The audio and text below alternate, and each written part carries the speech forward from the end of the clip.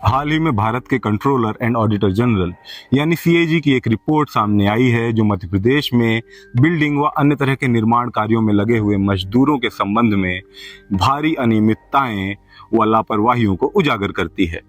दरअसल साल 2002 में मध्य प्रदेश की सरकार building and other construction worker welfare act लेके आई। ये एक्ट सुनिश्चित करता था कि इन सभी मजदूरों के लिए एक वेलफेयर बोर्ड का गठन हो। इसके साथ ही जो भी निर्माण कार्य चल रहा है उससे 1% की राशि सेस के तौर पे जमा की जाए और इससे जो फंड इकट्ठा हो वो इन मजदूरों को आर्थिक सहायता देने में खर्च किया जाए। लेकिन अब आलम यह है कि 20 साल के बाद भी मध्य प्रदेश में बोर्ड का कोई ऑफिस नहीं है और बोर्ड के पास कोई भी फुल टाइमर स्टाफ नहीं है।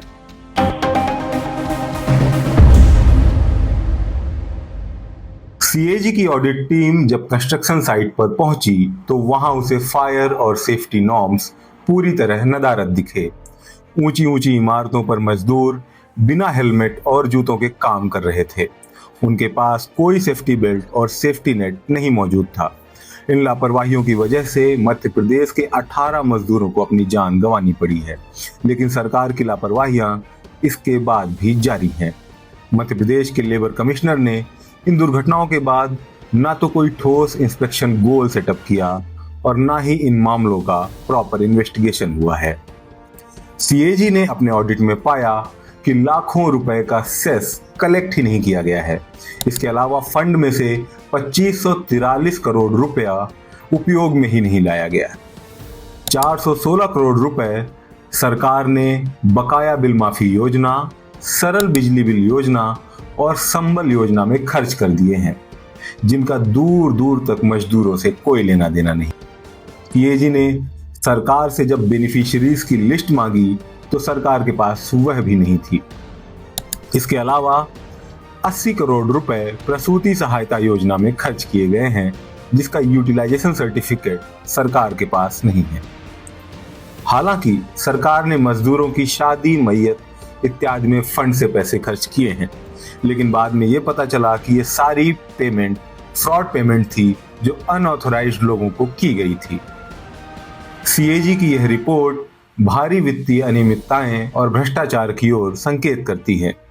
सरकार के पास सरकारी निर्माण कार्य यानी पीएसयू, सरकारी दफ्तर या पीडब्ल्यूडी डिपार्टमेंट के अंतर्गत हो रहे कोई भी कंस्ट्रक्शन वर्क में काम कर रहे किसी भी मजदूर के काम की डिटेल्स नहीं है। डिटेल तो दूर, सरकार के पास इन डिटेल को अक्वायर करने का कोई मैकेनिज्म ही नहीं है। कानून स्पष्ट रूप से कहता है कि मजदूरों का रजिस्ट्रेशन होना जरूरी है, लेकिन सीएजी की टीम से मिले 223 में से सिर्फ एक ही मजदूर का रजिस्ट्रेशन हुआ था। सीएजी ने यह भी पॉइंट आउट किया कि सरकार ने मजदूरों को इन सुविधाओं के बारे में जानकारी देने या एडवर्टाइज करने की कोई जहमत नहीं उठाई है। हालांकि सरकार ने एक रजिस्ट्रेशन ड्राइव चलाई थी और उसमें 18 करोड़ रुपए भी फूके, लेकिन उसका कोई भी नतीजा नहीं निकला। कुल मिलाकर बात इतनी सी है कि सरकार को यह ही नहीं पता कि सरकारी कंस्ट्रक्शन वर्क में प्रदेश के कितने मजदूर काम कर रहे हैं। उन्हें लाभ पहुंचाना तो दूर की बात है। लाइन की टंकी बना रहे हो? सरकार ने जवाब में सीएजी को स्पष्टीकरण भेजे हैं जो सीएजी को सेटिस्फाई नहीं कर पाए हैं। इस रिपोर्ट को आए हुए अब महीने भर से ऊपर हो चुके हैं, लेकिन वित्तीय अनियमितता की यह खबर अब तक मुख्यधारा की मीडिया से नदारद है। पर्यावरण से जुड़ी हुई खबरों के लिए ग्राउंड रिपोर्ट को फॉलो करें।